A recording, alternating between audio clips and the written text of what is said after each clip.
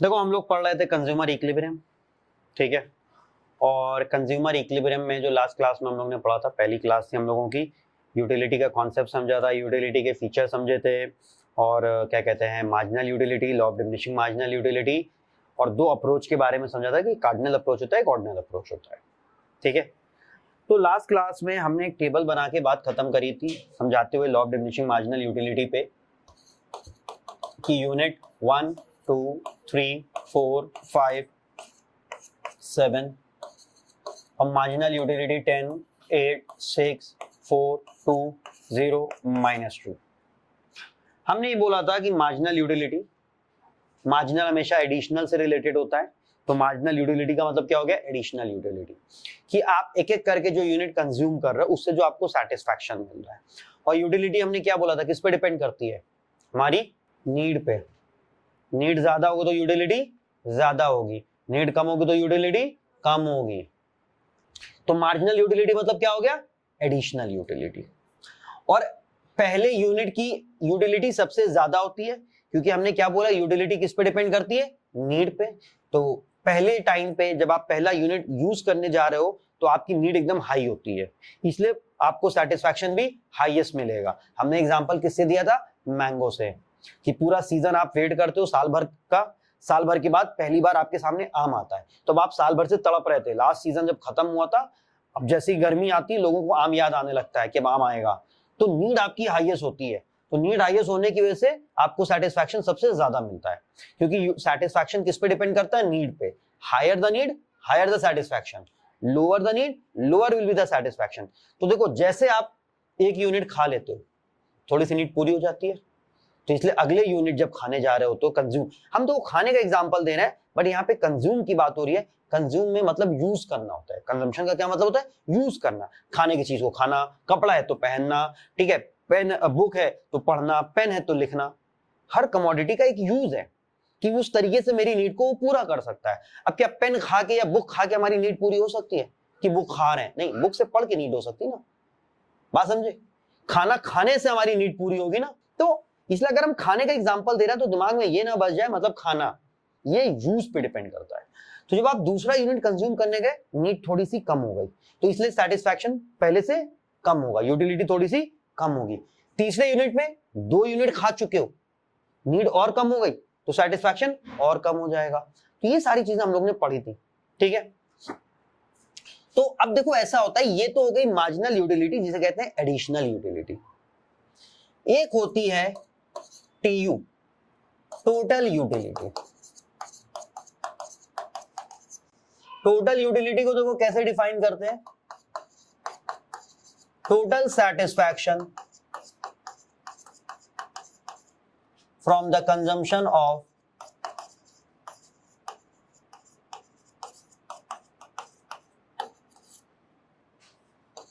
All the given unit. जितना भी unit आपके पास है उन सबको कंज्यूम करके जो सेटिस्फैक्शन मिलता है वो कहलाता है टोटल यूटिलिटी। तो अगर आपके पास सिर्फ एक यूनिट था तो टोटल यूटिलिटी कितनी हो जाएगी, 10, क्योंकि एक ही यूनिट है, तो उस यूनिट का जो सेटिस्फैक्शन है वही हमारा टोटल सेटिस्फैक्शन। लेकिन अगर आपके पास 2 यूनिट हुए तो पहले से 10 दूसरे से 8, टोटल कितनी हो गई, 18। पहले से 10 दूसरे से 8, टोटल कितनी हो गई, 18। अगर आपके पास 3 यूनिट है तो 10 8 6 24। अगर 4 यूनिट है तो 28। अगर 5 यूनिट है तो 28 + 2 30। आ रही बात समझ में। अगर 6 यूनिट है तो 30 और 7 यूनिट है तो 28। तो टोटल यूटिलिटी कैसे आया, it is sum of marginal utility. TU is sum of marginal utility, sum मतलब टोटल, मार्जिनल यूटिलिटी को ऐड करते जाओ। तो आपने एक मैंगो खाया, आपको सेटिस्फैक्शन कितना मिला, 10 यूनिट। फिर आपने दूसरा भी खाया तो टोटल कितना हो गया, 18। पहले से 10 दूसरे से 8। तीसरा खाया तो कितना मिल हो गया, 24। चौथा खा लिया तो टोटल कितना हो गया, 28। तो जैसे जैसे आप यूनिट कंज्यूम कर रहे हो तो आपके सेटिस्फैक्शन जो एडिशन होता चला जाता है। तो TU is sum of MU, यानी कि हम क्या लिख सकते हैं, TU is equal to sigma MU।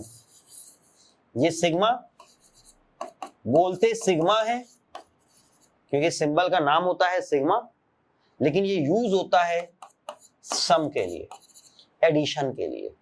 Sigma MU मतलब MU का एडिशन। सारी MU को ऐड करके क्या बनता है?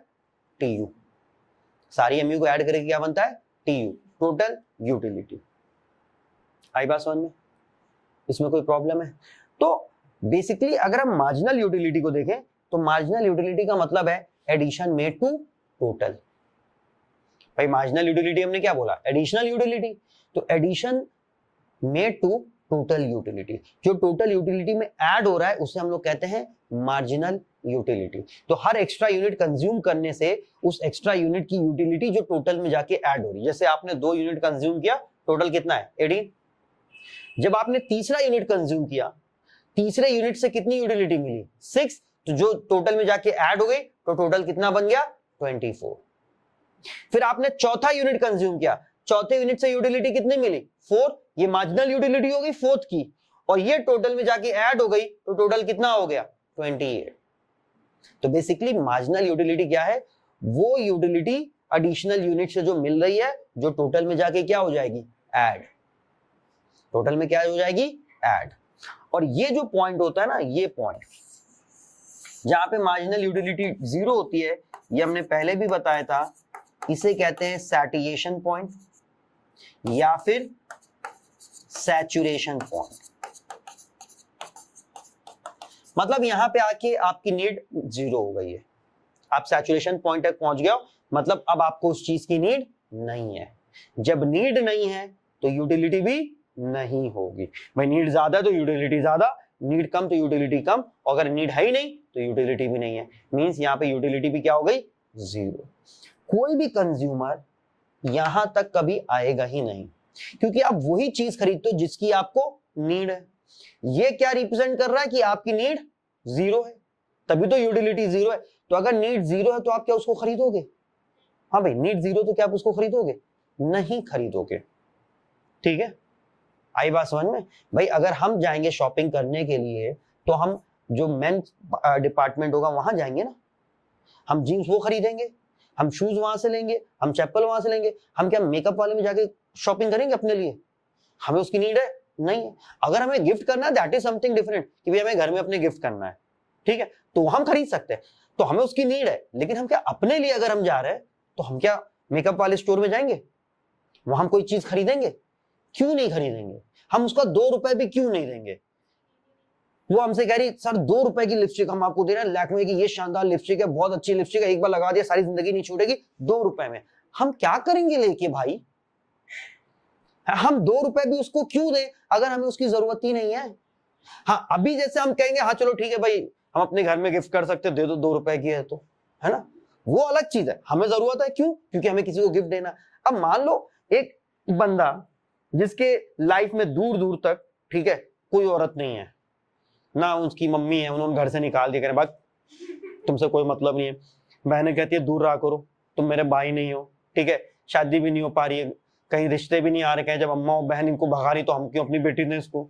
अब वो अकेला है, अब उसको अगर तुम 2 रुपए की लिपस्टिक दोगे वो खरीदेगा नहीं? क्या करेगा बेचारा खरीद के? किसको देगा? हम तो घर में दे सकते हैं ना, नहीं मम्मी तो नहीं कहेंगी इस उम्र में थोड़ी लिपस्टिक यूज करेंगे, वाइफ है मेरी वो तो यूज कर सकती है, ठीक है। तो किसी चीज की नीड होगी तभी तो आप खरीदोगे, है, नहीं तो नहीं खरीदोगे। तो कोई भी कंज्यूमर सैचुरेशन पॉइंट तक कभी जाएगा ही नहीं, क्योंकि जिस चीज की आपको नीड नहीं है उसके ऊपर आप पैसा क्यों खरीदो? ठीक है ना, तो ये सैचुरेशन पॉइंट है। कभी भी याद रखना कंज्यूमर यहां तक नहीं जाता है। तो टोटल यूटिलिटी समझ गए? टोटल सेटिस्फैक्शन, जितना भी यूनिट है ना सबको कंज्यूम करके जो सेटिस्फैक्शन मिल रहा है उसे हम लोग क्या कहेंगे? Total satisfaction. ठीक है ना। मार्जिनल और टोटल में एक रिलेशन है जो कि हमें यहां समझ में आया। क्या रिलेशन है? कि मार्जिनल ही ऐड होता है टोटल बनता है, मार्जिनल ऐड होकर क्या होता है? टोटल बनता है। तो मार्जिनल और टोटल में एक रिलेशन होता है, वो रिलेशन अब हम लोग पढ़ने वाले हैं, relation between marginal utility and total utility. अब इस रिलेशन को हम लोग ग्राफ से भी समझेंगे और स्केड्यूल से भी समझेंगे। सबसे पहले स्केड्यूल, क्योंकि स्केड्यूल इतनी देर से हम लोग देख ही रहे हैं। तो unit 1 2 3 4 5 6 7 marginal utility 10 8 6 4 2 0 -2। Total utility कैसे है? पहली 10 10 और 8 18 18 plus 6 24 24 plus 4 28 28 plus 2 30 30 plus 0 30 30 plus -2 28। ठीक है, तो अब जरा रिलेशन को समझो। आप यहां तक देखो 5 तक, ठीक है।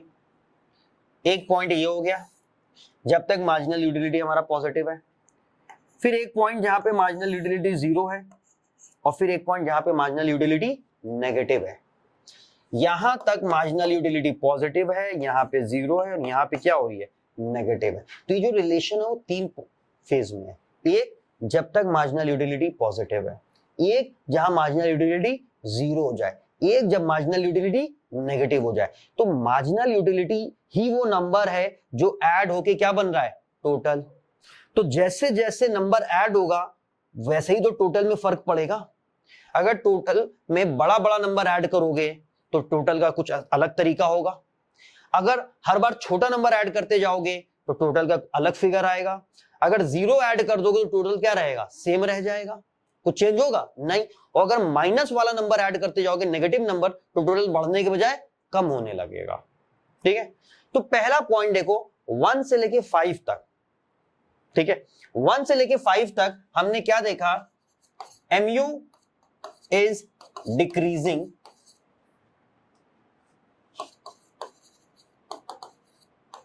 but remain positive।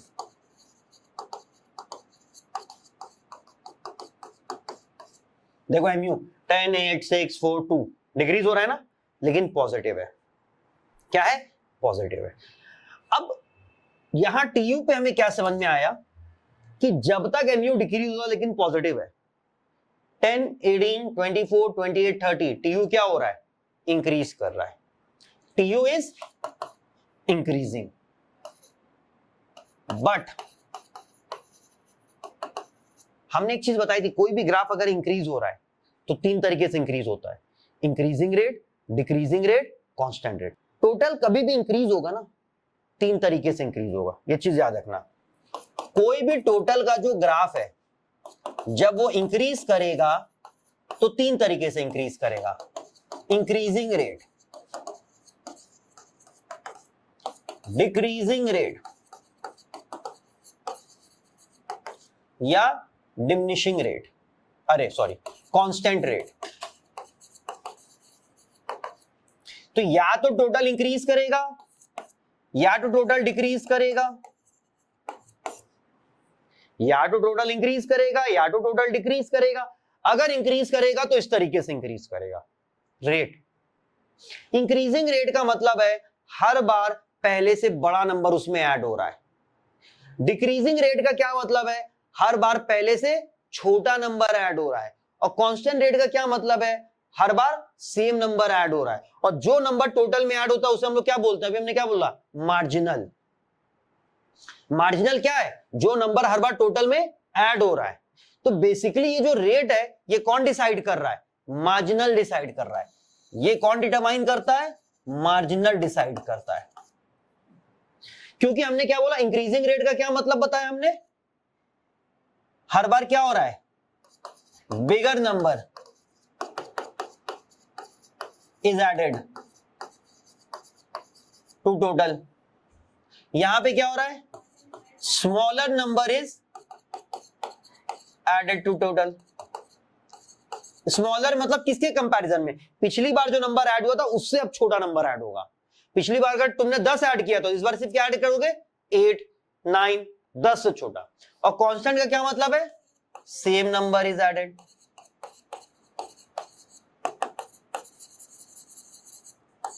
और मार्जिनल क्या होता है? मार्जिनल ही वो नंबर है, नंबर एडेड। मार्जिनल वो नंबर है जो टोटल में ऐड हो रहा है। यहां पे देखो 10, तो टोटल में क्या ऐड हुआ 8, तभी तो 18 बना, तो नंबर कौन सा ऐड हुआ 8। फिर 18 से 24 बना, कौन सा नंबर ऐड हुआ 6, वो मार्जिनल। फिर कौन सा नंबर ऐड हुआ 4, मार्जिनल। फिर कौन सा नंबर ऐड हुआ 2, मार्जिनल। तो टोटल हमेशा जो होगा, याद रखना है, पूरी माइक्रो में काम आने वाला है, टोटल वाला जो भी होगा नंबर वो हमेशा उसमें अगर वो इंक्रीज कर रहा है तो इंक्रीजिंग, डिक्रीजिंग या कांस्टेंट रेट होगा, हमेशा इनमें से कोई एक होगा। इंक्रीजिंग रेट का क्या मतलब है, हर बार बड़ा नंबर ऐड होगा। अगर पहली बार 10 ऐड हुआ है तो दूसरी बार 10 से बड़ा नंबर ऐड होगा। डिक्रीजिंग रेट का क्या मतलब है, हर बार छोटा नंबर ऐड होगा। कांस्टेंट रेट का क्या मतलब है, हर बार सेम नंबर ऐड होगा। और जो नंबर ऐड होता है उसे क्या कहते हैं, मार्जिनल। तो basically increasing rate, decreasing rate, constant rate कौन बताएगा, मार्जिनल बताएगा। अगर हर बार मार्जिनल बड़ा होता चला जाएगा तो इंक्रीजिंग रेट, अगर हर बार मार्जिनल छोटा होता चला जाएगा तो डिक्रीजिंग रेट, और अगर हर बार मार्जिनल सेम रहेगा तो क्या होएगा, कांस्टेंट रेट। तो अब इस चीज को, ये चीज जरा लिख लो, ये चीज एक जगह नोट बना के लिख लो। ये सारी चीजें समझ गए ना, माइक्रो में सारे ग्राफ आसान है, कभी रोना नहीं रहेगा।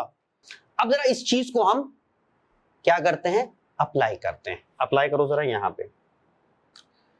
टोटल में जो मार्जिनल ऐड हो रहा है, पहली बार 10 ऐड हुआ, फिर 8 ऐड हुआ, फिर 6 ऐड हुआ, फिर 4 ऐड हुआ, फिर 2 ऐड हुआ।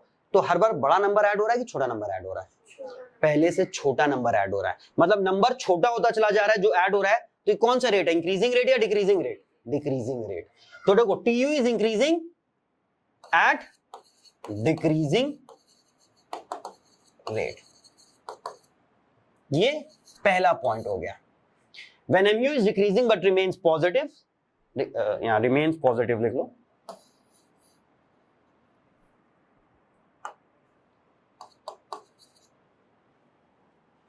TU is increasing at decreasing rate. आई बात समझ में, अभी रिलेट हो जा रहा है ना, क्योंकि आपको डेटा तो पता है।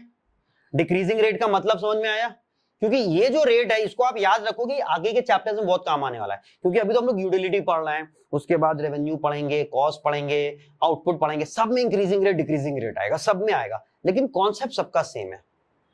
ठीक है, दूसरा पॉइंट देखो जहां पे एमयू जीरो हो जा रहा है, when MU is zero,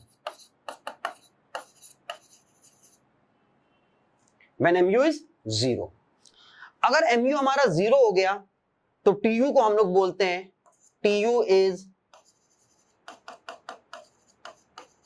maximum, TU is maximum. अभी देखो एमयू जीरो होने का मतलब टीयू इज मैक्सिमम। मैक्सिमम क्यों है सर, मैक्सिमम ये भी तो हो सकता था, दोनों ही तो 30 है। मैक्सिमम हमेशा वो नंबर लोगे जिसके बाद वैल्यू गिरेगी। तो इस वाले 30 के बाद वैल्यू गिर रही है, नहीं 30 ही है। ये मैटर नहीं करता कि सर 30 मैक्सिमम है, क्योंकि यहां पे भी 30 है, ये भी 30 है, तो आंसर तो आप 30 लिखोगे।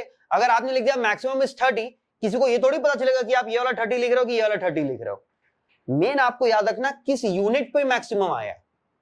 तो 5 पे भी 30 है, 6 पे भी 30 है, आप मैक्सिमम किसको लोगे, 6 पे 30, क्योंकि 5 पे जो 30 है, जब आप 5 से आगे बढ़ रहे हो वैल्यू गिर नहीं रही है, सेम रह रही है। ठीक है, सेम रह रही है, लेकिन जब 6 से आप आगे बढ़ोगे तो वैल्यू गिर रही है, विच मीन मैक्सिमम कहां पे आया है, जहां पे एमयू जीरो है। तो when MU is zero TU is maximum. तो मैक्सिमम हमेशा कौन सा लेंगे, वो नंबर जिसके बाद वैल्यू गिरेगी। तो सबको पता है मैक्सिमम वैल्यू इज 30, मैक्सिमम किस यूनिट पे आ रहा है, 6 वाला। 5 वाला मैक्सिमम नहीं हो सकता है, क्योंकि 5 के बाद वो नंबर, अगर हम सॉरी 5 के बाद वो नंबर गिरा नहीं है, सेम है। अगर हम 7 पे भी इसको 30 लिख देते तो क्या 6 वाला मैक्सिमम होता, वो भी नहीं होता, क्योंकि अगले बार भी नंबर नहीं गिरा। तो उसके बाद नंबर गिरना जरूरी है मैक्सिमम होने के लिए। और फिर आता है तीसरा पॉइंट, जहां पे हमारा एमयू क्या हो गया, नेगेटिव हो गया। तो एमयू इज नेगेटिव, तो आप टीयू को देखो, टीयू अब 30 से 28 कर गया, मतलब डिक्लाइन। तो टीयू डिक्लाइंस या डिक्रीजेस। डिक्रीज में कोई रेट नहीं होता, बट डिक्रीज होता है। रेट सिर्फ किस में चलता है, इंक्रीज में चलता है। ठीक है, इतना समझ में आया। तो ये रिलेशन में आपको जब भी पूछा जाए ना, रिलेशन बिटवीन टीयू एमयू, पहले वाले में, ठीक है। एक चीज पहले सुन लो कि जब भी relation between T U M U आएगा तो हमेशा ये तीन ही पॉइंट लिखने हैं आपको, उसके अलावा एक्स्ट्रा क्या है वो हम बता देंगे। फर्स्ट वाले में क्या कह रहा है, जब तक आप देखो यहां से यहां तक एम यू पॉजिटिव है, तीन फेज क्या लिए, M U positive, M U zero, M U negative. जब तक एम यू पॉजिटिव है, M U is decreasing but remains positive. क्योंकि एम यू डिक्रीज हो रहा है तो हमने क्या बताया, मार्जिनल अगर डिक्रीज हो रहा है तो टोटल का रेट क्या होगा, डिक्रीजिंग रेट। ये तो बोला था। अगर स्मॉलर नंबर ऐड हो रहा है मतलब मार्जिनल हमारा डिक्रीज कर रहा है। बात समझो, ये जो हमने यहां पे लिखवाया है इसका क्या मतलब है कि जो नंबर ऐड हो रहा है उसे कहते हैं मार्जिनल। तो अगर बड़ा नंबर ऐड हो रहा है विच मीन आपका मार्जिनल क्या हो रहा है, इंक्रीज हो रहा है। अगर छोटा नंबर ऐड हो रहा है तो मतलब मार्जिनल आपका डिक्रीज हो रहा है। और कांस्टेंट में क्या है, मार्जिनल आपका क्या है, सेम है।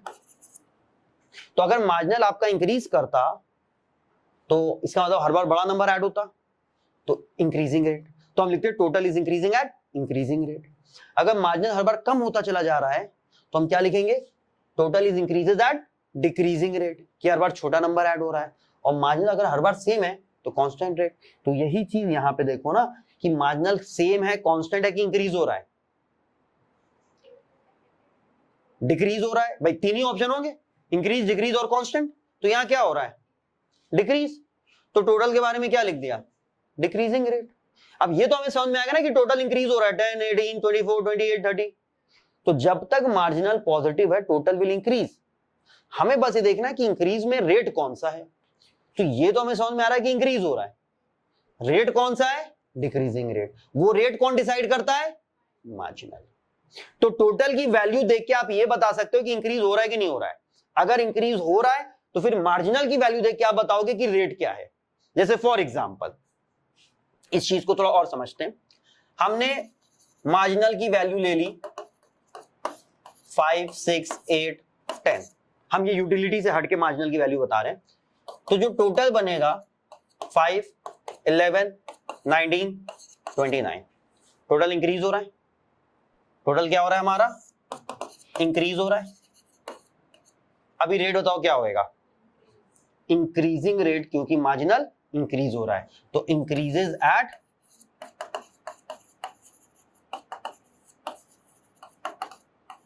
Increasing rate. आई बात समझ में, इसमें कोई दिक्कत है, इंक्रीजेज एट इंक्रीजिंग रेट। अगर हम ले लें मार्जिनल 5, 5, 5, 5, तो टोटल क्या हो गया, 5, 5 प्लस 5, 10, 15, 20। अभी भी टोटल हमारा क्या है, टोटल इंक्रीज हो रहा है एट कांस्टेंट रेट, क्योंकि हर बार नंबर क्या है, कांस्टेंट है।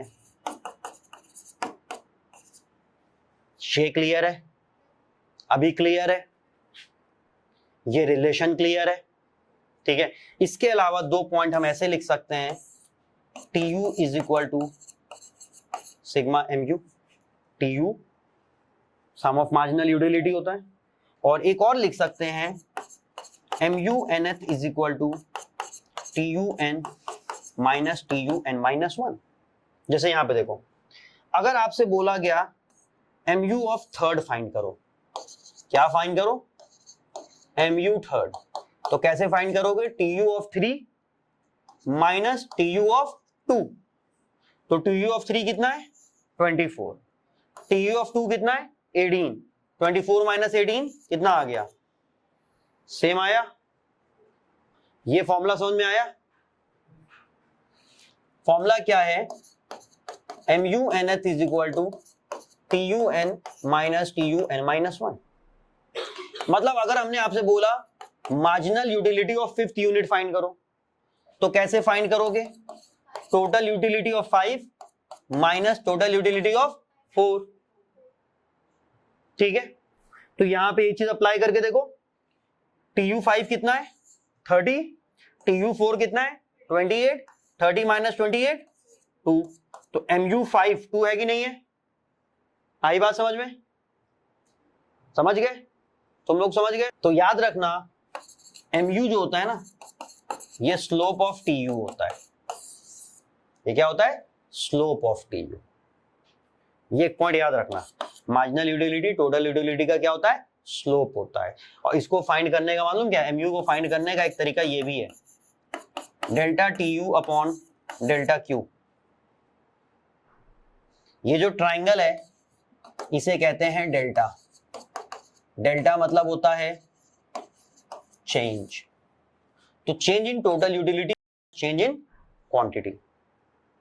जैसे फॉर एग्जांपल आपको यूनिट दिया हुआ है 6 और 8, टोटल यूटिलिटी दिया हुआ है 28 और 36। तो डेल्टा टी यू मतलब 36 माइनस 28 और डेल्टा क्वांटिटी 8 माइनस 6। ये कितना हो गया? 8, ये हो गया 2, तो मार्जिनल यूटिलिटी कितना आ गया? 4। ये समझे? कभी कभी ये, तो ये भी एक याद रखना। अब इसी चीज को ग्राफ पे देख लिया जाए, रिलेशन। भाई ये तो रिलेशन हम लोगों ने स्केड्यूल के थ्रू समझा, ये पॉइंट है, ये लिख लिया। अब बस ग्राफ बनाना समझा जाए, तो इसका एक ग्राफ बनाना भी देख लेते हैं।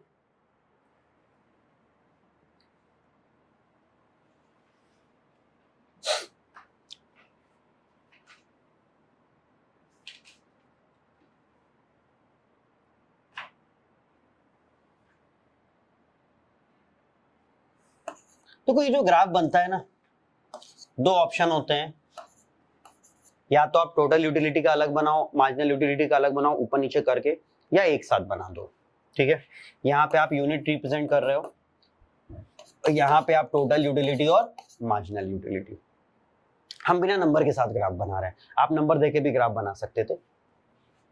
मार्जिनल यूटिलिटी हमेशा यहाँ कहीं से स्टार्ट होता है, हमने पहले भी बताया था। मार्जिनल यूटिलिटी कभी वाई एक्सिस को टच नहीं करेगा, क्योंकि जीरो पे मार्जिनल यूटिलिटी एग्जिस्ट नहीं करता है। याद रखना एक चीज, जीरो यूनिट पे मार्जिनल यूटिलिटी एग्जिस्ट नहीं करता है। कहने का मतलब जो हम लोग ग्राफ लेते हैं, डेटा हमेशा लेते हैं 1 से लेते हैं ना, कि 1 पे 10, 2 पे 8, ये लिया था ना। जीरो यूनिट पे हम क्या बनाएंगे? Dash. It mean it doesn't exist. तो मार्जिनल यूटिलिटी अगर एग्जिस्ट नहीं कर रहा है तो टोटल यूटिलिटी भी एग्जिस्ट नहीं करेगा। तो जो जीरो पे एग्जिस्ट नहीं करता है वो कभी टच नहीं करता है। ठीक है, वो इसको टच नहीं करेगा। तो हमारा मार्जिनल यूटिलिटी, और मार्जिनल यूटिलिटी कैसे बनता है? इस तरीके से डिक्रीज हो रहा है ना कॉन्स्टेंटली, तो डिक्रीज होते होते होते होते जीरो, और जीरो से फिर नेगेटिव। जीरो पे मार्जिनल यूटिलिटी एग्जिस्ट नहीं करता है, लेकिन मार्जिनल यूटिलिटी खुद तो जीरो हो सकता है ना। यहाँ पे जो वैल्यू आपने ली है, जीरो मार्जिनल यूटिलिटी तो हो सकता है ना, तो कंफ्यूज मत होना। हमने कहा मार्जिनल यूटिलिटी जीरो यूनिट पे एग्जिस्ट नहीं करता है, लेकिन खुद जीरो हो सकता है। जैसे यहाँ पे हमने जो टेबल लिया है 3, 4, 5, 6, तो जीरो यूनिट पे मार्जिनल यूटिलिटी नहीं है, लेकिन 6 यूनिट पे मार्जिनल यूटिलिटी जीरो हो सकता है। तो ये उसका ग्राफ हो गया। अब हमें बनाना है टोटल यूटिलिटी का ग्राफ। तो देखो सबसे पहले आप ये बनाओगे, समझ लो कैसे बनाना है। ये बनाया, यहां से आप एक डॉटेड लाइन ड्रॉ कर दो और उसको इस हाइट तक ले आके रोक दो। कहां से? जहां पे मार्जिनल यूटिलिटी एक्स एक्सिस को टच कर रहा है, यहां से। ठीक, फिर इस पॉइंट को और इस डॉटेड लाइन को तुम्हें कनेक्ट करना है। स्ट्रेट नहीं कनेक्ट करोगे, ऐसे कनेक्ट करोगे, और फिर यहां से इसको ऐसे गिरा दोगे। ये जो तुमने बनाया इसे कहते हैं टोटल यूटिलिटी। तुमने बेसिकली देखो टोटल यूटिलिटी ऐसे है, ऐसे है टोटल यूटिलिटी, और मार्जिनल यूटिलिटी कैसे है? ऐसे है मार्जिनल यूटिलिटी। अब एक साथ बनाया तो यहां पे दोनों टच क्यों कर रहे हैं? क्योंकि पहले यूनिट पे जो मार्जिनल यूटिलिटी होता है वही क्या होता है? टोटल यूटिलिटी होता है। पहले यूनिट पे दोनों सेम होते हैं, तो दोनों ऐसे टच कर रहे हैं। अब देखो यहां पे क्या हो रहा है, जब आप यहां से आगे बढ़ रहे हो, ये 1 यूनिट है, यहां पे ये 6th है, ठीक है। जब आप आगे बढ़ रहे हो तो मार्जिनल यूटिलिटी डिक्रीज हो रहा है, लेकिन पॉजिटिव है, तब तक हमारा टोटल यूटिलिटी इंक्रीज कर रहा है एट डिक्रीजिंग रेट। ये जो आपने शेप ऐसे दिया है ना, ऐसे, ये शेप रिप्रेजेंट करता है डिक्रीजिंग रेट को। कोई भी ग्राफ अगर इस शेप में जा रहा है तो वो क्या कहलाएगा? इंक्रीजेज एट डिक्रीजिंग रेट, ठीक। कोई भी ग्राफ अगर इस शेप में जा रहा होगा उसे कहेंगे इंक्रीजेज एट इंक्रीजिंग रेट, और कोई भी ग्राफ सीधा जा रहा होगा तो उसे कहेंगे इंक्रीजेज एट कांस्टेंट रेट। तो हम लोग को पता ना डिक्रीजिंग रेट, तो डिक्रीजिंग रेट का ग्राफ हमेशा कैसे जाएगा? ऐसे। इंक्रीजिंग रेट का ग्राफ हमेशा कैसे जाएगा? ऐसे।